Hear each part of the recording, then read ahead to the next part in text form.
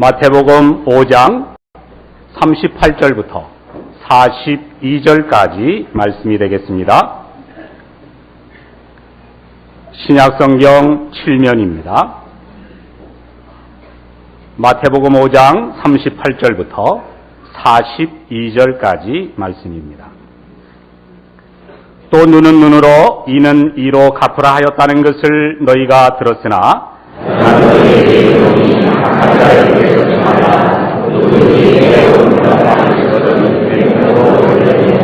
또 너를 송사하여 속옷을 가지고자 하는 자에게 겉옷까지도 가지게 하며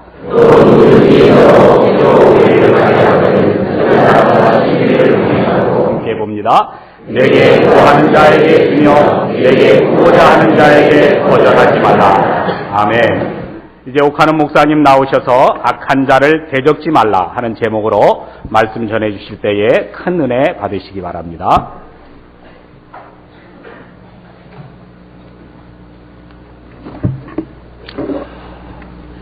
제가 어느 목사님의 글을 좀 읽고 있는데 공감이 가면서도 저 자신이 여러 가지 생각을 많이 하게 하는 내용이 있었습니다. 버킹햄이라고 하는 목사님인데요. 이분이 설교를 하면서 가끔 느끼는 어떤 좀 심상치 않는 느낌을 적은 것입니다. 목사가 설교를 하다 보면 가끔 사회의 악을 놓고 그 말씀을 가지고 신랄하게 비판하고 공격하는 일이 가끔 있을 수 있지 않습니까? 과거에 우리나라 같으면 독재에 대해서 공격한다든지 부정부패, 인권 유린에 대해서 설교자가 말씀을 근거해서 좀 강하게 말을 할 수가 있어요. 아마 이 목사님은 미국 목사님이니까 그런 것 가지고 설교는 안 했지만은 미국 사회에서 흔히 만연되고 있는 사회악을 놓고 아마 톤을 많이 높이는 때가 있었나 봐요. 그럴 때마다 교인들의 표정에 흘러가는 좀 심상치 않는 증세가 있다는 것을 그가 알았대요. 특히 한 번은 낙태를 찬성하는 사람들을 신랄하게 공격을 했답니다. 미국에 낙태 찬성자가 참 많습니다. 이것을 놓고 설교하면서 낙태는 살인죄입니다. 예수 믿는 사람들이 낙태를 지지한다는 것은 하나님의 말씀을 정면으로 도전하는 것입니다. 하고 설교하니까 밑에 청중들이 아멘, 아멘 하면서 이제 화답을 하는데 입으로는 아멘 하는데 얼굴에 보니까 살인기가 돌고 있더라는 거예요. 살기가 돌고 있다는 거예요. 그러니 낙태를 찬성하는 사람에 대한 어떤 분노, 좋지 못한 감정이 그냥 가슴에 가득한 것을 청중들의 얼굴을 보면서 느꼈다는 것입니다. 제가 그 글을 읽으면서 그럴 수 있겠다 하는 생각을 했습니다. 그렇지만 한편으로는 과연 그런 마음가짐과 감정과 표정이 예수 믿는 사람의 모습이라고 할 수 있을까 하는 생각을 해봤습니다. 아무리 악을 놓고 우리가 이야기를 한다 할지라도 얼굴에 살기가 흐르면 안 되죠. 오늘 예수님이 본문에서 말씀하신 그 몇 가지 예가 있는데요. 한번 우리 상황과 비교해서 우리 한번 상상을 해봅시다. 만약 내가 직장 생활하다가 좋지 못한 사람을 만났는데 그 사람이 대뜸 내 오른뺨을 때렸다고 합시다. 오른뺨을 때리려면 왼손잡이는 쉽게 할 수 있지만 일반적으로 오른손을 때리는 사람은 손등으로 때려야지 손바닥으로 때리기는 어렵죠. 유대 나라에서는 손등으로 남의 뺨을 치는 것은 인격을 이중적으로 모욕하는 것으로 받아들여졌습니다. 그러니까 한마디로 오른뺨을 때렸다. 이것은 인격 모독을 했다는 이야기입니다. 이럴 때 우리 예수 믿는 사람 어떤 반응을 보일까요? 어떤 사람이 내 재산을 욕심을 내가지고 속옷을 빼앗으려고 재판을 걸었다고 소송을 냈다고 합시다. 유대 나라에서는 가끔 그런 일이 있는지는 모르지만 하여튼 한 집안에 아예 뿌리를 뽑으려고 악심을 품고 소송을 한 사람이 있다고 합시다. 그런 경우에 우리가 어떻게 반응할까요? 예수 믿는 사람이기 때문에 어떻게 반응할 수 있다고 생각합니까? 식민지에서는 가끔 있는 일입니다. 군인이나 관리가 나와가지고 아무나 길에 가는 사람 붙들어가 너 이 짐 지고 저쪽에 있는 동네에 옮겨놔 하면은 꼼짝 못하고 짐을 지고 가야 됩니다. 그래서 어떤 사람이 이유도 없이 나를 강제로 끌어다가 오리길을 함께 가자고 한다면 어떻게 할까요? 구레네 시몬 아시지 않아요? 예수님이 십자가 틀을 지고 갈 수가 없으니까 결국 군인이 구레네 시몬을 불러가지고 너 이거 지고 가! 한마디 하니까 꼼짝 못하고 죄도 없으면서 십자가의 형틀을 지고 골고다까지 올라간 사람 우리가 보지 않습니까? 바로 그런 식입니다. 이런 일을 우리가 당했다면 우리가 어떤 반응을 보일까? 어떤 마음으로 우리를 해롭게 하는 사람을 대할까? 글쎄요, 여러분 가운데는 좀 특별한 분도 계시겠지만 일반적으로 보면 목사고 장로고 집사고 다 같이 묶어놓고 우리가 보면 이런 도무지 용납할 수 없는 억울한 일을 당하면 가슴에 증오의 불길이 타오를 거예요. 아마 복수하고 싶은 감정을 느낄 거예요. 거의 대부분이 다 그럴 거라고 생각합니다. 내가 한 대 맞았으면 너는 2대 맞아야 된다는 식으로 우리는 대할 거예요. 틀림없이 그렇게 할 것입니다. 야곱의 딸 중에 디나라는 딸이 있었죠. 세겜성에 들어가서 구경하다가 성폭행 당하지 않았습니까?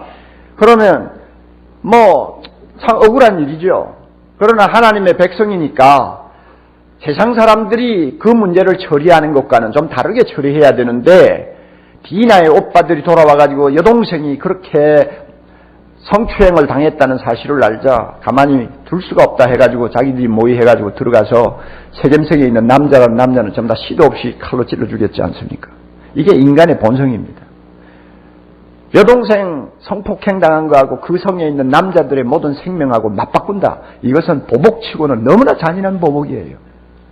그러나 근본적으로 부패하고 악한 마귀의 심성을 지니고 있는 인간의 죄는 이런 것들을 단순하게 다 받아들인단 말이에요. 그 결과 역사의 페이지를 넘겨보세요. 피로 물들인 역사. 피가 피를 부르고 칼을 가지고 쓰는 자는 칼로 망하는 비극들이 연속되는 것이 오늘날 우리의 역사입니다. 그리고 우리 사회의 구석구석을 보면 지금도 그렇게 피의 보복을 일삼는 일들이 얼마나 많이 자행되고 있는지 우리가 일일이 열거할 수가 없을 정도입니다. 이런 인간 본연의 잔악성을 억제하고 형평에 맞는 법을 가지고 잘못한 사람에게 형벌을 가할 수 있도록 하기 위해서 하나님이 율법 하나를 주셨어요. 그게 뭐냐면 이는 이로 눈은 눈으로 하는 법입니다. 사람들이 서로 사회생활 하다가 보면은 다툼이 일어나고 나중에 싸움이 생기는 경우가 있습니다. 이러다가 법보다 주먹이 가깝다고 그저 주먹질을 했는데 이가 하나 빠졌다. 그러면 어떻게 할 거냐? 하나님이 말씀해요. 이 하나 빠졌으면 때린 사람이 이도 하나 빼라 그겁니다. 그런데 이것을 개인적인 관계에서 사적으로 이 법을 적용하지 못하게 했어요. 왜 그런지 아세요? 개인적으로 적용하면 이 법은 공정하게 시행이 될 수가 없습니다. 반드시 재판관 앞에 가서 충분히 사실을 다 확인한 다음에 손해준 것만큼 가해자가 손해를 보도록 보상을 하도록 그렇게 재판관이 판정을 내리도록 한 법입니다. 개인적으로 이 하나 빠졌다고 끌고 와가지고 이를 갖다가 빼고 이렇게 하도록 만든 건 아닙니다. 왜냐하면 그렇게 하면 일이 되지를 않아요. 우리 모두 다 알지 않습니까? 사랑하는 자식이 엄마의 화를 돋구었어요. 참 눈에 넣어도 아프지 않는 귀한 자식인데도 어떤 때는 화를 내게 만들잖아요. 그럴 때 화가 나서 때리든지 욕을 퍼붓습니다. 그러면 그 아이가 나를 화난 만큼 욕합니까? 화낸 만큼 욕해요? 그 아이가 잘못한 것만큼 때립니까? 절대 우리는 그러지 못합니다. 대부분이 보면은 그 이상 자식이 잘못한 것 이상으로 아이에게 해를 가하는 것이 부모가 자식을 대할 때에도 흔히 보여주는 우리의 자세입니다. 그러니까 개인적으로 이 법을 적용할 수 없도록 하나님이 만드셨어요. 그러면 이 법을 주신 이유는 뭐냐? 아무리 상대방에게 해를 끼친 악한 사람이라도 그 사람을 보호하고자 하는 하나님의 자비의 정신이 이 법 안에 들어있습니다. 잘못하면 피해를 가한 것보다 더 엄청난 벌을 받든지 고통을 당할 수 있으니까 그 악한 자를 보호하기 위해서 잘못한 것만큼만 벌받도록 하신 것입니다. 여기에 자비의 정신이 들어있다는 것을 우리는 알 수 있습니다. 그럼에도 불구하고 예수님 당시에 바리새인들은 이 율법 안에 있는 자비의 정신, 하나님이 가르쳐 주신 소중한 교훈은 전부 내동댕이 치고 사람들이 원하는 방향으로 이 법을 해석을 했습니다. 하나님께서 이는 이로 눈은 눈으로 갚으라고 했다. 그러므로 복수는 각자가 행사할 수 있는 본연의 의무다. 이렇게 가르쳤습니다. 그러므로 이것을 개개인에게 다 이 법을 적용해서 누구든지 자기가 피해를 보면 피해를 보는 것만큼 안갚음을 할 수 있고 보상을 요구할 수 있다고 바리새인들이 가르쳤습니다. 얼마나 법을 잘못 악용하면 해석하면 엉뚱한 법이 되는가. 우리가 여기에서 새삼스럽게 또 하나 예를 봅니다. 코에 걸면 코걸이요, 귀에 걸면 귀걸이요. 예수님께서 이것을 이제는 책망하시는 것입니다. 이렇게 잘못 가르친 바리새인들을 주님께서 나무라시고 이 법 안에 들어있는 근본 정신을, 근본 취지를 주님께서 다시 일깨우시고 가르쳐 주시는 것입니다. 그것이 뭡니까? 악한 자를 대적하지 말라는 것입니다. 악한 자라고 해서 보복하려고 생각하지 말라는 것입니다. 개인적으로 내가 어떤 피해를 보았다고 해서 개인적으로 그 악한 사람에게 보복한다든지 안갚음을 하려고 하는 것은 하나님의 자녀다운 태도가 아니라는 것을 주님께서 오늘 말씀을 통해서 가르쳐 줍니다. 물론 우리는 이 말씀을 들을 때 동의하고 싶지 아니한 마음 구석이 있습니다. 너무 이상론이야. 너무 비현실적이다. 예수 믿는 사람이라고 해서 날마다 사회에서 당하기만 하라는 말이냐 하는 생각을 우리가 은근히 할 수 있습니다. 만약에 우리가 내가 피해를 보았을 때 내가 보상을 요구한다든지 상대방에게 어떤 형벌을 가한다든지 하는 것을 자연스럽게 받아들이고 당연히 그렇게 해야 된다고 우리가 생각한다면 중요한 질문이 하나 따라옵니다. 예수 믿는 사람하고 안 믿는 사람하고 무엇이 다른가 하는 것입니다. 세상의 모든 사람은 복수의 심리를 갖고 있습니다. 안갚음한다고 하는 본성을 갖고 있습니다. 조금만 자기가 다치면 절대 참지 못합니다. 이것이 일반적인 사람들의 경향이에요. 자, 우리도 그것을 우리가 당연하게 인정한다면 도대체 믿는 사람과 안 믿는 사람의 차이가 뭡니까? 우리는 이 질문을 해야 됩니다. 유명한 성경학자인 윌리엄 바클리가 이 본문을 주석하면서 이런 말 한마디를 했어요.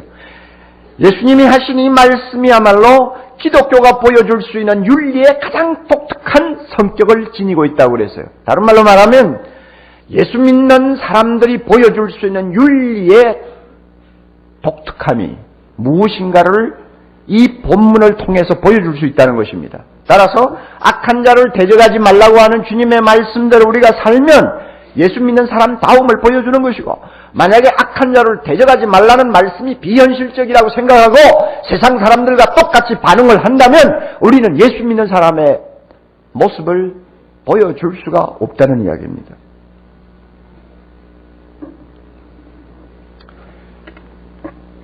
우리는 다시 한번 마음으로 이 사실을 분명히 해야 됩니다. 하나님의 자녀는 세상 자녀와 달라야 합니다. 다시 한번. 하나님의 자녀는 세상 자녀와 달라야 됩니다. 반드시 달라야 합니다. 절대 같을 수가 없습니다. 같아서도 안 됩니다. 이것이 우리에게 중요한 과제로 지금 떠오르고 있습니다. 이 사실을 마음에 두고 우리는 예수님의 이 말씀에 귀를 기울여야 됩니다. 우리 감정이나 우리 생각을 일단 적어두고 내가 세상 앞에서 하나님의 자녀다움을 보여주려면 이 말씀 우리가 주목하지 아니하면 안 되고 귀담아 듣지 아니하면 안 된다는 사실을 긍정해야 합니다. 여러분, 세상에 악한 자가 너무 많습니다. 정말 많습니다. 날이 갈수록 악한 자가 더 많아집니다. 그리고 그 악함이 과거와 달리 너무 흉폭해지는 것을 우리가 봅니다. 여러분, 악한 자라고 해서 내가 안 보이는 곳에서만 있습니까? 멀리 있습니까? 그런 사람들은 특별합니까? 아니요. 악한 자요? 내가 낳은 자식 가운데서도 악한 자가 나올 수 있어요. 부부 가운데서 남편이 부인에게 악한 자가 될 수 있어요. 악한 자는 가까이 있습니다. 집안에 있습니다. 이웃에 있습니다. 제가 들은 이야기 가운데 하도 제가 마음의 충격을 받으면서 들었기 때문에 지금도 잊지 못하는 것이 있습니다. 어떤 부인이 남편을 일찍 여의고 아들 하나를 참 정성스럽게 키웠다고 합니다. 지방이라고 하지만 아마 도시는 아닌 것 같아요. 지방에서 자녀를 키우고 사는 가부입니다. 남편이 세상 떠나면서 재산을 좀 남겨놓고 갔기 때문에 재정적으로 그렇게 어렵지를 않게 자녀를 서울에 보내서 대학까지 마치게 했습니다. 이 아들이 나중에는 참 중학교에서 가르치는 아주 이쁜 자매를 만나가지고 결혼을 했습니다. 그리고 서울에서 가정을 꾸렸어요. 그런데 이 아들 며느리가 자주 지방에 있는 어머니에게 요청을 하는 것입니다. 간청을 하는 것입니다. 어머니 혼자서 그렇게 고생하지 마세요. 거기에 있는 살림 다 정리해가지고 서울로 오시면 우리가 집을 조금 더 넓혀서 어머니 모시고 살 수 있고 어머니도 우리와 함께 살면 좋지 않겠어요? 그렇게 하세요. 처음에 그 말을 들을 때는 어머니가 별로 동의를 안 했어요. 혼자 있는 것이 마음이 편치 않습니까? 괜히 자식 옆에 가서 마음고생하는 것보다도 혼자 있겠다 했는데 애들이 하도 간청을 하니까 막 그래 보자 하고는 재산 다 정리해가지고 서울에 올라와서 자기가 갖고 있던 돈을 전부 자식들에게 다 주어버렸습니다. 아들 며느리에게 주었어요. 주고는 이제 함께 삽니다. 그런데 놀라운 것은요, 그 며느리가 시어머니에게 냉장고를 절대 열지 못하게 하는 거예요. 자기가 이제 아침에 출근을 하지 않습니까? 그럴 때마다 냉장고에 음식 다 넣어놓고 가는데 어머니 보고 절대 냉장고 열고 안에 거 쓰지 못하게 하고는 1,000원짜리 한 장 딱 들려가지고 어머니를 밖으로 내보내는 거예요. 내가 학교에서 돌아올 때까지 밖에 계시라고. 집에 있지 말고 밖에 계시라고. 그래가지고 나가면서 학교 가면서 문 딱 잠가버리고 가는 거예요. 어머니가 밖으로 이제 쫓겨나는 거죠. 1,000원짜리 한 장 들고. 불과 2, 3년 사이니까 1,000원짜리 가치 알잖아요. 그러면 이 1,000원을 가지고 어디를 가겠어? 뭘 하겠어? 노인정에 가서 있는 것도 하루 이틀이지. 남 부끄럽죠. 60대 부인인데 아주 건강하세요. 그러니까 노인이 아니죠. 거기에 가 있다가 점심 사 먹으려니 1,000원 가지고 뭘 사 먹습니까? 라면 가지고 때워야죠. 이것도 하루 이틀이지. 날마다 어떻게 그 생활을 합니까? 그래서 밖으로 돌다가 어떤 때는 직장에서 돌아왔겠지 하고 집에 와보면 문이 잠겨 있어요. 그러니까 문간 바깥에 있는 계단에 앉아서 기다리고 있습니다. 그러면 며느리가 돌아와 그 꼴을 보고는 막 야단을 치는 거예요. 이 사람이 그렇게 늙은이가 문간에 앉아 있는 걸 보면 우리 보고 욕하지 않겠느냐고. 왜 와서 여기 와 앉아 있느냐고. 자, 그러니 미리 와서 기다릴 수도 없고. 여러분, 이런 상황을 한번 생각해 보세요. 1년을 버티지 못하고 어머니가 가출했어요. 그리고 어떻게 지하에는 조그마한 단칸방 하나 구해가지고 지금은 파출부를 다니면서 혼자 살고 있어요. 그래도 그게 마음이 편해요. 악한 자가 따로 있나요, 여러분? 내 자식 속에 악한 자가 나올 수 있고 내 남편이 악한 자가 될 수 있고 우리 주변에 악한 자 너무너무 많습니다. 하나님은 이런 악한 자에 둘러싸여 사는 우리를 향해서 내가 하나님의 아들이냐? 그렇다면은 악한 자를 대적하지 말라고 말씀합니다. 대적한다는 말은 복수한다는 뜻이요, 안갚음한다는 말이요, 또 아주 좋지 못한 감정을 가지고 대한다는 말입니다. 악한 자가 너에게 오른뺨을 때렸느냐? 그렇다면 차라리 왼뺨도 치라고 돌려대라. 악한 자가 너 속옷을 탐내느냐? 차라리 겉옷까지 주워버려라. 악한 자가 너로 우리를 가기를 요구하느냐? 그렇다면 아예 심리까지 가주라. 그렇게 해서 악한 자를 악하게 대하지 말라. 하나님께서 우리에게 그렇게 말씀합니다. 여러분, 이 말씀 글자 그대로 받으시면 안 됩니다. 오른뺨 맞았다고 해서 자 왼뺨 하고 돌려주면 안 됩니다. 왜냐하면 예수님이 그렇게 안 하셨거든요.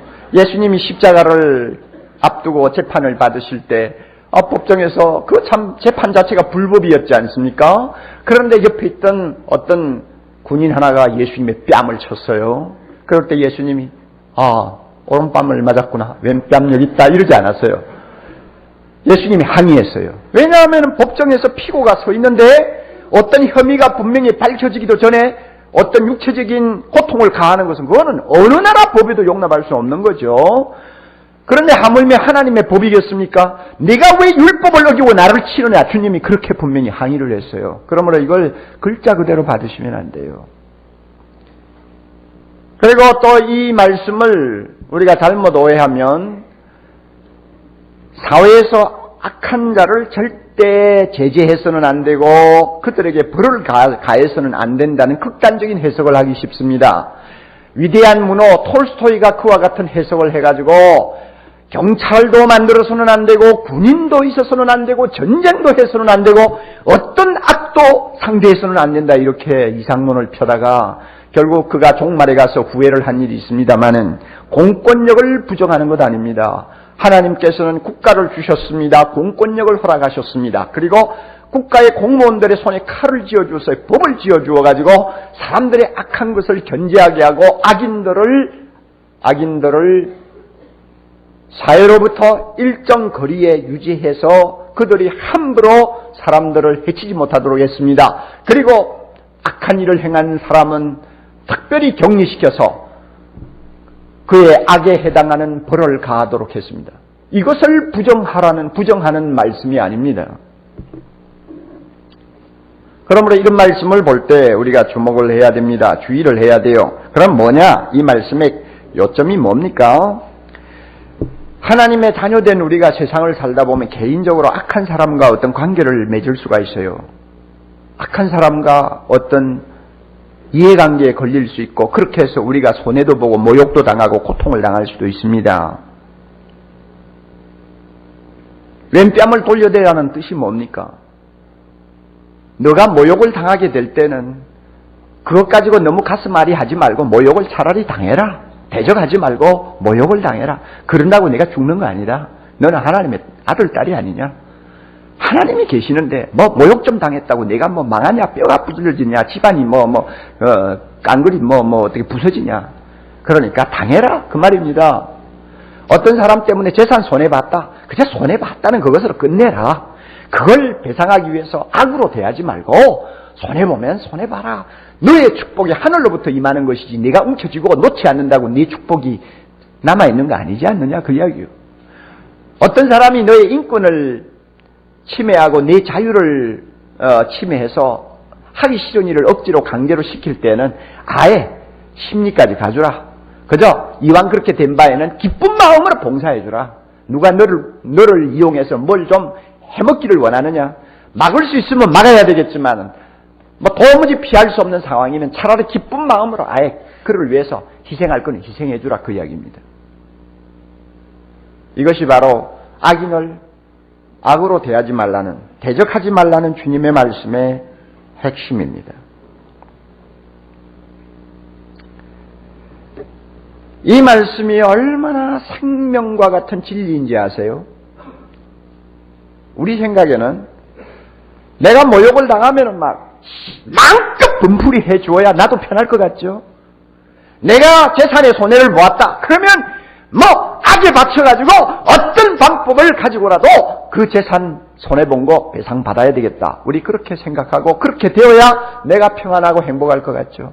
그런데 실제로 경험을 한 사람들의 말을 들으면 그렇지를 않대요. 아우슈비츠 여러분 포로수용소 아시죠? 죄 없는 유대인들을 끌어다가 600만을 가스실에서 학살한 인간 대학살의 현장 아닙니까? 거기에서 살아남은 사람들 몇 년을 형제들이 자기 아빠 엄마가 자기 동생이 끌려가서 하루아침에 가스실에서 시체가 되어 나오는 그런 현상을 바라보면서 살아남아 있는 유대인들의 마음에 어떤 감정이 쌓여 있을까요? 나치를 보면 죽이고 싶은 마음 안 나겠어요? 밤이고 낮이고 복수하고 싶은 생각에 이를 갈지 않았겠어요? 그래서 그 살아남은 유대인들이야말로 증오로 똘똘 굳어진 똘똘 뭉친 증오의 화신들이었어요. 그렇게 안 하면 도무지 견딜 수가 없으니까. 그런데 그런 식으로 나치를 미워하고 증오하고 이를 갈았던 엘리 바이젤이라고 하는 사람이 나중에 석방돼서 책을 하나 썼어요. 그 책 가운데 그가 이런 말을 했습니다. 증오심이 존재하는 곳이면 그 어디서나 미워하는 사람이 미움을 받는 사람보다 더 고통을 당한다. 우리는 미움이 마음에 솟구칠 때 미워하면 속이 후련할 것 같아도 미워하면 미움 받는 사람보다 미워하는 사람이 더 비참해진다는 것입니다. 복수심을 가슴 속에 불태우고 있는 사람은 그 복수의 불길에 자기가 먼저 3도 화상을 당한다는 것입니다. 자기가 경험을 해보니까 악한 자를 대적함으로써 절대 유익한 것이 없다는 이야기예요. 그러므로 예수님의 말씀이 옳다는 겁니다.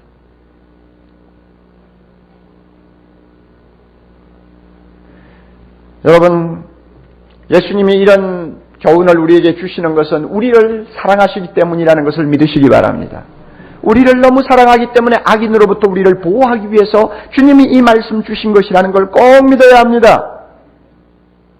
그러므로 우리는 큰 마음을 소유해야 합니다.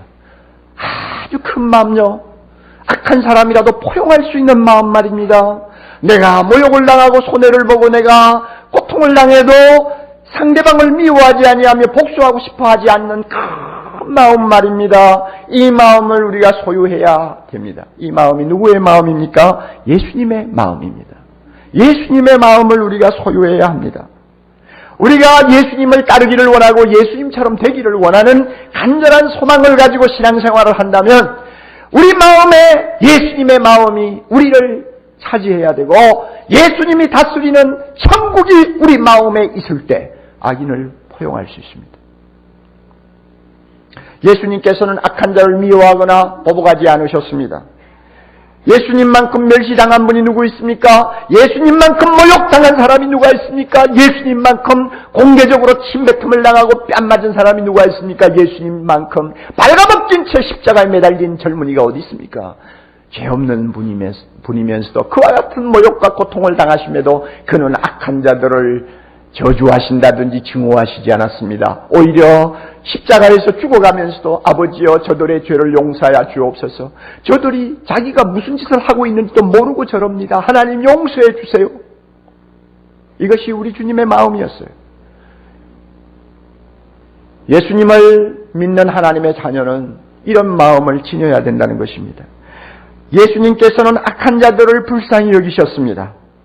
남을 괴롭히고 남에게 피해를 주는 사람을 보실 때마다 불쌍히 여겼습니다. 그러므로 세리들이 예수님 곁으로 왔습니다. 죄인들이 예수님 곁으로 왔습니다. 예수님이 미워하고 정죄했다면 그들이 어떻게 감히 가까이 오겠어요? 그들을 불쌍히 여겼기 때문에 그들이 가까이 왔어요. 심리학자들의 말을 들어보면 자기를 지키기 위해서 남을 해치고 도망가는 사람, 이 사람만큼 약자가 없대요. 강자는 그러지를 않는데요. 약하기 때문에 그런 짓을 한다는 것입니다. 약하기 때문에 남을 해치고 먼저 자기가 주먹질을 하고는 도망가고 자기를 지킨다는 거예요. 강한 자는 절대 그러지 않는다는 것입니다. 그러므로 예수님이 이와 같은 인간의 나약성, 악한 자들의 약점, 이것을 보시고 주님께서는 그들을 가까이 오게 하시고 품으셨어요. 이것이 예수님의 마음입니다. 우리는 악한 자들을 가장 약한 자로 보아야 합니다. 강해서 저러는 거 아니에요. 약하기 때문에 저런다. 우리가 그렇게 보면 예수님의 마음을 가지고 그들을 볼 수 있습니다. 우리 예수님께서는 악한 자들이 나중에는 감동을 받아 하나님 앞에 회개하고 돌아오도록 하셨습니다. 악한 자, 자기를 십자가에 못 박은 자를 주님이 미워하지 아니하시고 용서하시고 그들에게 안갚음을 하지 아니하시고 그들을 품으시는 것을 나중에 모든 사람이 알고 나서 주님 앞으로 돌아왔습니다. 베드로가 설교할 때 그 설교를 듣고 하루에 3,000명의 장정들이 회개하고 가슴치고 돌아왔습니다. 그들이 누굽니까? 며칠 전에 예수님을 십자가에 못 박았을 때 그 골고다에서 십자가에 못 박으라고 소리 치던 폭도들이 그 대부분이요. 그런 사람들이 어떻게 베드로의 설교를 듣고 가슴치고 돌아옵니까? 자기의 악을 악으로 갚지 아니하시는 예수님을 그들이 보았기 때문입니다. 그래서 그들이 다 예수 믿고 하나님 앞에 무릎을 꿇었습니다. 우리가 이런 마음을 가지면 우리를 통해 수많은 사람들이 예수님을 만나게 될 것입니다. 예수님처럼 악한 자를 미워하지 마세요. 보복하지 마세요. 예수님처럼 나에게 해를 끼친 악한 자를 불쌍히 여기십시오. 예수님처럼 그들에게도 구원의 손길이 미칠 수 있다고 하는 희망을 가지고 그들의 마음을 감동시키기를 원하십시오. 그러면 틀림없이 누가 이깁니까? 우리가 이깁니다. 우리가 승자가 됩니다. 우리 한국 초창기 역사를 읽어보면 참 재미있고 그러면서도 걸출한 인물들이 많았습니다. 그 가운데 김익두 목사 하면은 누구나 다 아는 이름입니다. 그는 평양에서 제일 가는 깡패 두목이었죠. 워낙 기골이 장대한 데다가 힘까지 세고 성격마저 난폭해서 아무도 그를 상대할 사람이 없었다고 그래요. 그래서 그 사람만 보면 모두가 슬슬 피하는 것이 일반적인 사람들의 모습이었다고 합니다. 한 번은 선교사를 돌로 쳐가지고 선교사가 거꾸러져서 큰 어려움을 당했죠. 그럼에도 불구하고 그 선교사가 자기를 악으로 대하지 않고 용서하는 것을 보고 깊이 감동을 받고 예수를 믿었습니다. 그가 예수를 믿고 주님 앞에서 거듭나고 나니 자기가 얼마나 못쓸 놈인가를 십자가 앞에서 알게 된 거예요. 주님 앞에 철저히 회개하고 나의 옛사람은 예수와 함께 십자가에 못 박았느니라.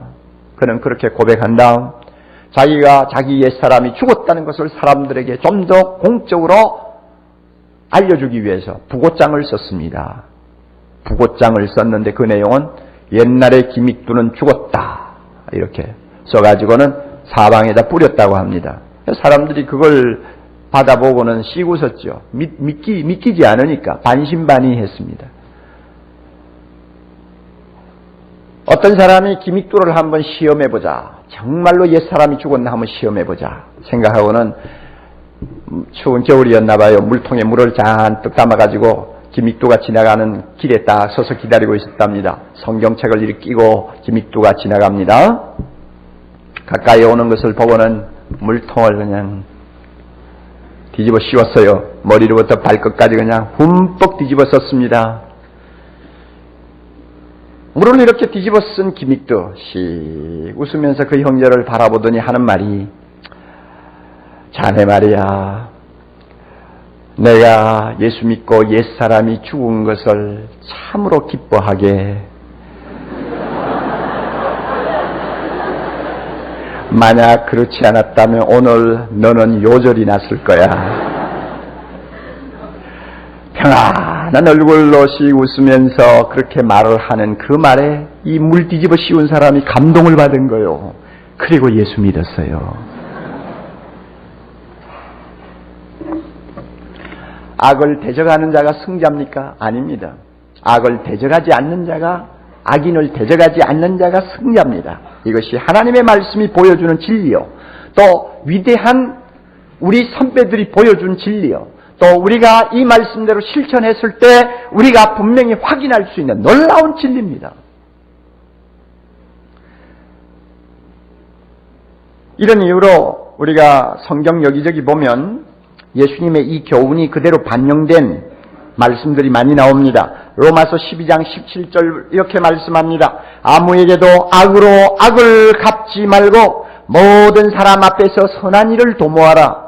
아무에게도 악을 악으로 갚지 말고 모든 사람들 앞에서 선한 일을 도모하라. 그리고 로마서 12장 21절 말씀에 악에게 지지 말고 선으로 악을 이기라. 악에게 지지 말고 선으로 악을 이기라. 그리고 베드로전서 3장 9절에 이런 말씀이 있습니다. 악을 악으로 욕을 욕으로 갚지 말고 도리어 복을 빌라. 악을 악으로 욕을 욕으로 갚지 말고 도리어 복을 빌라. 이를 위하여 너희가 부르심을 입었느니라. 우리가 세상에서 부름을 받은 하나님의 백성된 목적이 어디 있습니까? 악인이 너무 많은 이 세상에서 악을 악으로 갚지 않고 악인을 위해서 기도하는 우리의 모습을 세상 앞에 보여주므로 모든 사람들이 살아계신 하나님을 향해 찾아 나오도록 하려고 우리를 하나님이 부르셨다는 것입니다. 그러므로 사랑하는 형제자매 여러분, 우리 마음에 예수님을 모셔야 됩니다. 저는 이 설교 준비하면서요, 처음에는 불편했어요. 주님, 나도 이렇게 못합니다. 당해보진 않았지만 오른뺨 때리는 사람 보고 왼뺨 돌려대면서 여기요 하거나 한 번도 해보진 않았지만 나 그렇게 못해요. 내 속옷까지 빼앗아가려는 악질을 놓고 내가 그저 겉옷까지 내줄 만큼 나는 그렇게 관대하지 못해요. 목사지만 나는 그렇게 못할 것 같아요. 내가 못하는 일을 가지고 어떻게 설교합니까? 목사도 못 지키는 걸 가지고 어떻게 교인들에게 이래라 저래라 내가 가르칠 수 있습니까? 난 못하겠어요. 예수님, 이 지금 산상수훈 강해 설교를 합니다만 여기만은 좀 뛰어넘었으면 좋겠는데 내 마음이 불편하니까 그런 생각이 들더라고요. 그러다가 말씀을 준비하면서 아니다, 이거 내가 근본적으로 잘못됐다. 내 생각이 근본적으로 잘못됐다. 이걸 내가 발견했습니다. 못할 일을 하나님이 시키는 거 아닙니다. 할 수 있기 때문에 그렇게 하라는 것입니다. 어떻게 할 수 있습니까? 하나님께서 우리에게 성령을 주셨습니다. 성령이 우리 마음에 거하신다는 것은 살아계신 예수 그리스도가 내 안에 계신다는 것을 의미합니다. 그러므로 나는 내 마음이 아니에요. 예수님의 마음을 갖고 우리는 살고 있습니다. 예수님이 다스리는 하나님의 나라를 내 마음에 간직한 채 우리는 세상을 향해서 나아가는 거룩한 백성이 되어 있습니다.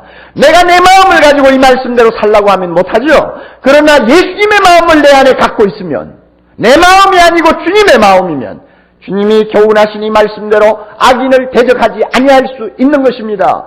오른뺨을 때리면 왼뺨도 돌려댈 수 있는 것입니다. 속옷을 달라 하면 겉옷도 줄 수 있는 것입니다. 오리를 가자고 하면 심리를 기쁘게 가질 수 있다고 말씀하는 것입니다. 그러므로 내 힘으로는 안 됩니다. 그러나 주님이 내 안에 계시고 주의 마음이 나의 마음으로 바뀌면 우리는 얼마든지 할 수 있습니다. 갈라디아 2장 20절 여러분 다시 기억하십시오. 내가 그리스도와 함께 십자가에 못 박혔나니 그런즉 이제는 내가 산 것이 아니요 오직 내 안에 누가 산 것이요? 그리스도께서 사신 것이라. 진정 우리가 주님을 사랑하고 주님을 따르는 제자 되기를 원한다면 우리의 마음은 점점 죽어버리고 예수님의 마음이 우리 마음이 되어야 합니다. 그렇게만 되면 우리는 이 세상의 모든 악인들을 불쌍히 여길 수 있습니다. 그리고 그들이 회개하고 돌아올 수 있도록 그들에게 감동을 줄 수 있습니다. 우리가 그렇게 하면 우리도 삽니다. 우리가 이런 작은 예수가 되어서 악한 자들을 상대할 수만 있다면 이 사회 분명히 달라집니다. 이 흉악하고 살벌한 한국 사회에 분명히 변화가 일어날 수 있습니다. 여러분, 이 더럽고 포악한 사회를 누가 치유할 수 있습니까? 예수님을 닮아가고자 하는 우리 모두가 이 일을 맡아야 되지 않겠습니까? 우리가 할 수 있습니다. 성령께서 우리가 할 수 있도록 은혜 주실 줄 믿습니다. 그러므로 여러분 마음에 부정적인 마음을 쓸어버리세요. 그리고 주님 할 수 있습니다. 나 작은 예수 될 수 있습니다. 주님의 마음 가지면 얼마든지 이 말씀대로 순종할 수 있습니다. 주여 은혜를 주시옵소서. 이렇게 기도하고 날마다 가정에서 살고 직장 생활하고 학원에 가고 학교에 가고 그러면 우리를 통해서 놀라운 일들이 이 사회에 일어날 줄을 분명히 믿습니다. 하나님께서 우리 모두에게 이와 같은 은혜 주시기를 바랍니다. 기도하십시다. 하나님 아버지,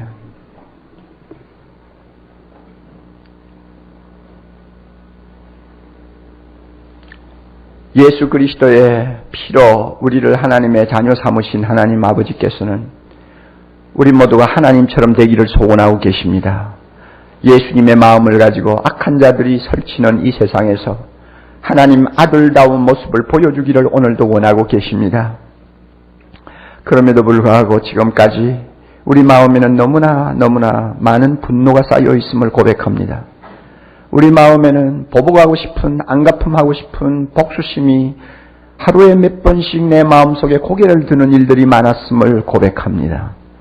조금의 상처, 조금의 손해만 보아도, 조금의 인격적인 모욕을 당해도 도무지 참지를 못하는 마귀의 근성이 우리 마음에 남아있는 것을 고백합니다. 성령이시여, 이 시간 회개하오니 용서하여 주시고, 우리 마음에 있는 증오와 복수심, 주여 이 시간 깨끗이 녹여주시기를 원합니다. 성령이여 임하시옵소서. 우리에게 주님의 마음을 심어주시옵소서. 예수 그리스도가 우리 마음을 지배하는 거룩한 주의 제자 되게 하옵소서. 그리하여 하나님, 우리가 세상에 나가서 악한 자를 볼 때마다 그들을 불쌍히 여길 뿐만 아니라 그들에게 감동을 주어 그들이 회개하고 주님 앞으로 돌아오게 하는 복음의 증인들이 되도록, 사랑의 실천자가 될 수 있도록 우리를 주께서 이 시간 다듬어 주시옵소서. 헌금위원 일어나십니다. 자비로우신 하나님 아버지,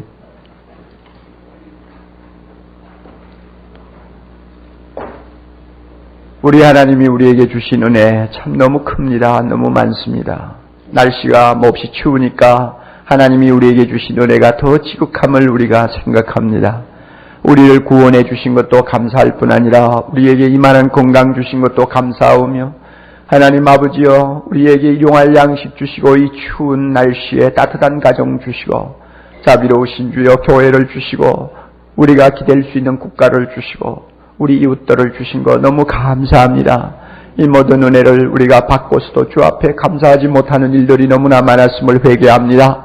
하나님, 오늘 마음을 다하고 정성을 담아 예물을 드립니다. 이 예물 받으시고 우리의 모든 삶을 주께서 거룩하게 축복해 주시옵소서. 마음의 소원을 이루어 주시고, 우리 성도들 가운데 경제적으로 어려움을 당하는 가정마다 주께서 너무 고생하지 않도록 주께서 축복해 주시옵소서.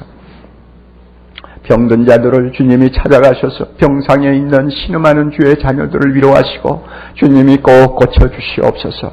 하나님, 특별히 날씨가 너무 혹하니라 아버지, 우리 주변에 떨고 있는 많은 이웃들을 생각합니다.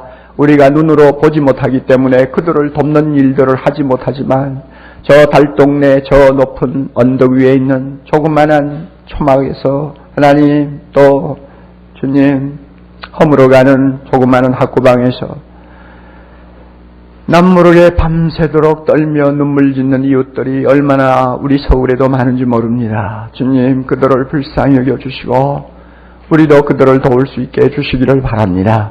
자비로우신 주님, 기도합니다. 군문에 가서 나라를 지키느라고 떨고 있는 우리 아들들을 축복하시고 딸들을 불쌍히 여겨주셔서 하나님, 그들이 어려운 일 당하지 않도록 도와주시고, 사회에 하나님이여 여러 가지 기강을 위해서 추위에 떨고 있는 경찰관들이나 또는 많은 봉사자들이 있습니다. 그들을 주님께서 긍휼히 여기시고 오늘도 축복해 주옵소서. 특별히 북한에 있는 우리 믿음의 형제들을 기억합니다. 하나님, 오늘 그들이 얼마나 추울까요? 얼마나 배고플까요? 가정도 다 하나님이 잃어버리고 떠돌아다니면서 예수 포기하지 않으려고 오늘도 혹독한 고통을 당하는 사랑하는 주의 자녀들 기억해 주시고, 하나님, 언제까지입니까? 언제까지 이러시려고 합니까? 주님, 그들을 불쌍히 여기사 우리와 함께 손잡고 하나님을 찬송하는 날이 하루빨리 임할 수 있도록 오늘도 그들을 지키시고 그들을 붙들어 주시고 따뜻한 주의 품에 그들을 안아 주시옵소서. 예수님 이름으로 기도하옵나이다. 아멘.